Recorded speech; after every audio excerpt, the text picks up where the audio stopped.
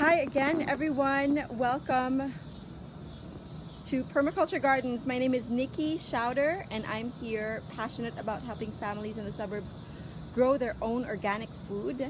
But unbeknownst to a lot of us, we have food right beneath our feet, and food oftentimes that we are trying to eliminate from our yards by spraying them with pesticides or even pulling them out and discarding them. So I am here today, this whole week, to show you how to make use of weeds in your garden. And one weed that I wanted to talk about today is called the Broadleaf Plantain, or Plantago Mayor. And I will look for it in my backyard. So I'm just gonna show you what's happening here. Lots of weeds.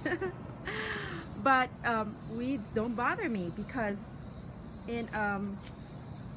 I don't want them taking the place of major crops, but I don't mind if I see a weed here and there, and you shouldn't either, because they're actually very good for you. Some of them are, at least the ones that I'm going to point out, such as, here it is. This is a baby version of this weed. It's called Broadleaf Plantain. And you can tell it is so because of these big leaves.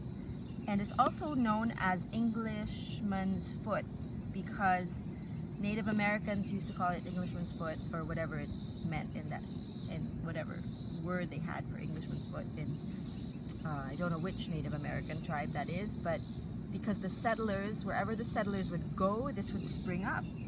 But in Gaelic, in Ireland, it's also known as the healing plant because it's very useful in healing wounds and bruises, even bones. But the major use that I see, if you look at different medicinal herbal literature for broadleaf plantain, is that it is a really good diuretic. And if you have any gastrointestinal diseases, this seems like the go-to plant because it has flavonoids, does have tannins, and something called something that releases uric acid from your kidneys. It's even used for hemorrhoids. So a lot of the gastrointestinal tract diseases seem to be healed or helped along by this broadleaf plantain, Plantago Mayor. So that is the weed ID of the day. Turn this around. And that is what I have for you today. So if you have any weeds in your backyard, do you have broadleaf plantain growing in your backyard? And if you do, type it in the chat box or in the comments.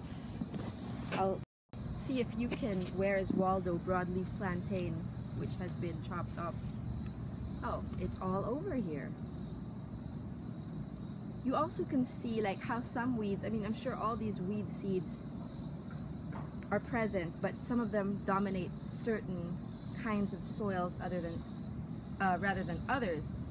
And why is that so? I don't know. I have to figure it out.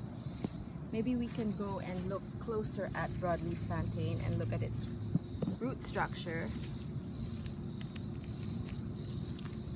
Of course, I didn't bring any gloves or anything. It's pretty firm in there, pretty established. And it doesn't look like it goes very, very far down, but it's not hairnet like either. So it's not a So what does that tell you? It doesn't really grow in loose soil. Usually hairnet type roots try to hold that soil together.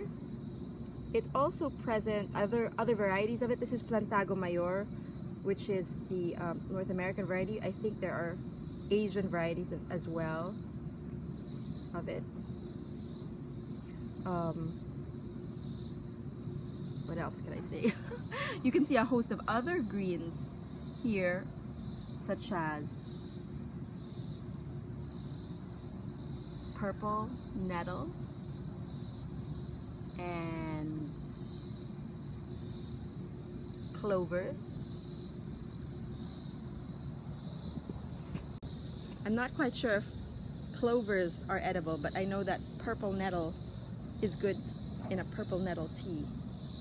And broadleaf plantain, like I was showing, is pretty good in salads and soups as well. So because of the bitter taste and it's pretty fibrous, you probably want to cook it down more and not have it. Some people can have it in salads. I would probably cook it down. So that is the end of this broadcast.